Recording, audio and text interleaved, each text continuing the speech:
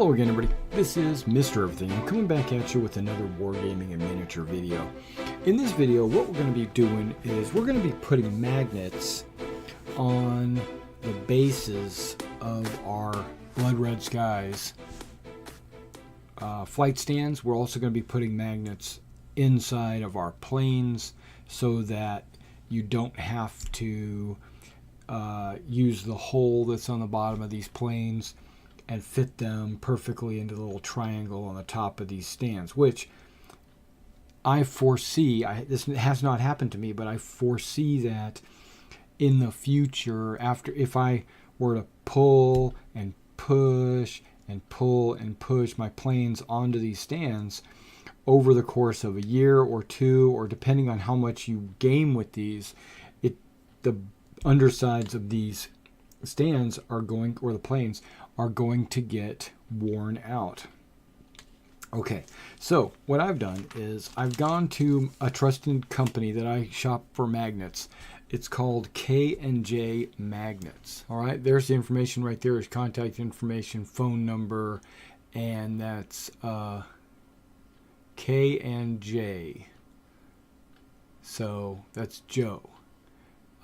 Contact him. Go to his website, shop for magnets. They're not expensive at all. I bought something like 40 magnets right here for like $5. Now I bought the 1/8 inch thick by 1/16 inch. No, I'm sorry, 1/16 inch thick by 1/8 inch in circle. And I went and got one of my drill bits from my toolbox, put it on a pin vise, and we're going to go ahead and start. And oh yeah, and I also have a 1/8 by 1/32. These are like super thin. These are the ones that the thin ones, the 1/32 ones, and also the grade is N52. Just throwing that out there. That's going to tell you how much pull that the magnets have. You want to make sure that you also put the magnets in a polarity where they're not pushing against each other, where they pull against each other. So now you can put like a screw or a little piece of metal on there. It does not have to be a magnet. You could actually put little washers or whatever. If you had little small discs or something, you could do that, because the magnet would then stick onto the disc. But the reason why I'm doing a magnet on both the stand and the plane is because I want the grip to be doubly strong. Plus, I anticipate using bigger planes like bombers, and I wanted to make sure that there is a magnet here and one on the plane. Or if there's not one on the plane, if the plane's bottom is metal, then it would snap onto the magnet. Like sometimes I found some 1/200 scale die-cast models, and I've been thinking about using those, and I want to make sure the magnets on the base are strong enough. Okay, so now one of the first things you do is you just pull your plane off the stand, and then using my pin vise, what I do is I go to the hole that's already there for the plane. If you have a plane model, a model kit or something like that that doesn't have a hole, then just find a really good spot that you think might be close to the center of gravity. It's gonna, it doesn't have to be exact, but the closer the better.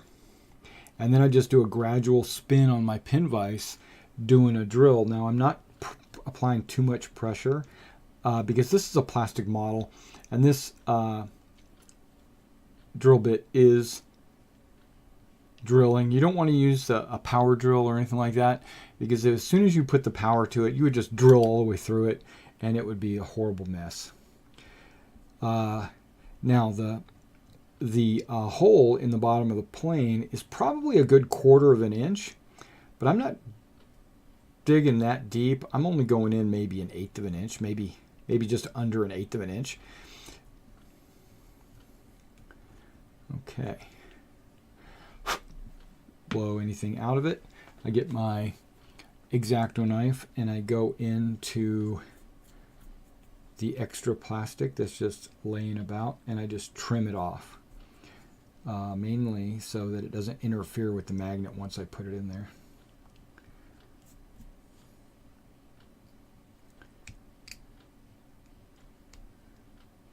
Okay.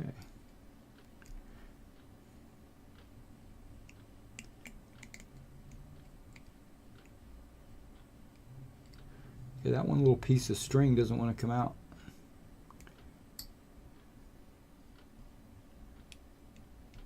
Okay, it doesn't want to come out for some reason. Clean the drill off. There you go, popped right out.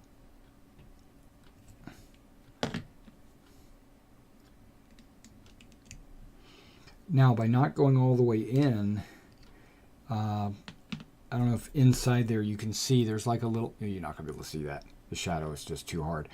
There's like a little triangular table. There's a hole that goes in really deep, but then there's just like a little piece on the sides where the circle is that would prevent the magnet from falling all the way in. All right, so now we're going to get one of our 1/8 by 1/16 N52 magnets. We're just going to get one of them.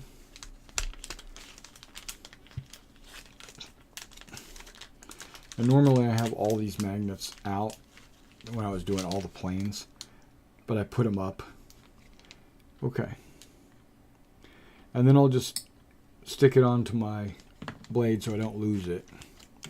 I already have a base with a magnet on it. To ensure that the polarity is in the right direction, what I do is I take this magnet and I actually stick it to the top of that magnet. So you would actually get both magnets. So you get the two magnets on the top of the base. Now I'm only doing that as a holder for that magnet because on the bottom of the plane or the model, I take some super glue. I'm using the extreme thick super glue that I got from Hobby Link, and I'm gonna not fill the hole, but I am gonna put like a bead around the entire outer edge. So I put a bead of super glue around the outer edge of that. Okay, and then I'm gonna take my magnet holder here and the hole, and then I'm just going to take the magnet that's and I'm just going to push it directly into the hole, lining it up, pushing it in, and then sliding this magnet off. So now you've got a magnet on the inside of this plane, and then so you got a magnet in there, and you can see the super glues around the outer edges. You can take your finger and kind of clean the magnet off if you want. There's no need for it. And apply a little bit of pressure just to see if it wants to go in any further, and it did. It went in just a little bit. And so there you go. You got your magnet, and it's almost completely flush with the bottom of your plane. You could paint that if you wanted to, but I'm not going to, because over the use, like I said, that section of it's going to get torn off. Now what we do is we set this off to the side and we let that dry. And then we take the base that, ooh, we can't see. We're going to take the base right here, and you see this little triangular piece that sticks up, this little nub that sticks up that normally catches in the bottom of the plane. We're going to cut that off using my X-Acto knife. Right, now what I normally do is I take the base. There we go. I take the base and I'm gonna roll this across my cutting edge while I'm using the knife to cut. So I'm going to do this on camera so you can see. So I put the X-Acto knife right along the top edge of my pole, and then I use the finger and the knife to kind of roll the whole mechanism. And we do it both ways. We roll it. And I'm applying a little bit of pressure, but not much with the X-Acto knife.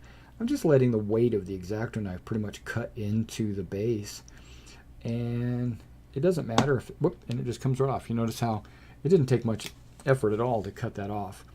Then you go through and you feel if it's flat, and this one just happens to be perfectly flat, but if not, you would just trim it. This one came out perfectly flat. Now in this case, I'm going to use one of my thin magnets. Okay, so these are a lot thinner, and I have like this tall stack of magnets, and it would normally need to sit on the plane. Now if I was to push it this way, you can see, I don't know, you can't see this, but I can feel how these two are pushing against each other. They were not going to touch each other. But if I turn it over, that would be glad to stick to it, right? Okay, so now all of these have the same polarity because they're all stuck together. So this one is going to go on the top right there. I'm using my X-Acto knife as a holder so that when I put it on, I just put it on like that. I'm going to take some of that same old Extreme Power thick super glue. You can use Zap-A-Gap or any other super glue that you want. I just like the thick stuff. And I'm going to put a drop on the top of my pole. Then I'm going to use my knife to turn the magnet and press it onto the super glue.